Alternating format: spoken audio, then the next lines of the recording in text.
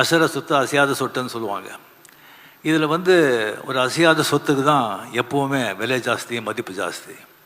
So அந்த மாதிரி நம்ம வாழ்க்கையில் நம்மளை விரும்புகிறவங்க, நம்ம நலனில் அக்கறை கொண்டவங்க ஒரு சில பேர் தான் இருப்பாங்க. அவங்கெல்லாம் அசையாத சொத்துக்கள். அப்படியே எனக்கு ஒரு அசையாத சொத்துக்கள் இருந்தாங்க. கே பாலச்சந்தர் சார், ஜோ சார், பஞ்சு சார்,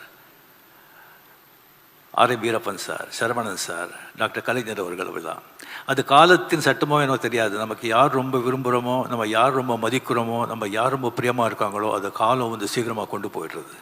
அதே மாதிரி ஒவ்வொருத்தரும் விட்டு பிரியும் போது நமக்கு எவ்வளோ ஒரு பணம், பேர், புகழ், பணம், நல்ல குடும்பம், சொத்து, பிள்ளைங்க இருந்தால் கூட அந்த மாதிரி ஒரு மனிதர்கள் போகும்போது நமக்கு ஒரு அனாதியாக ஒரு ஃபீலிங் வருது.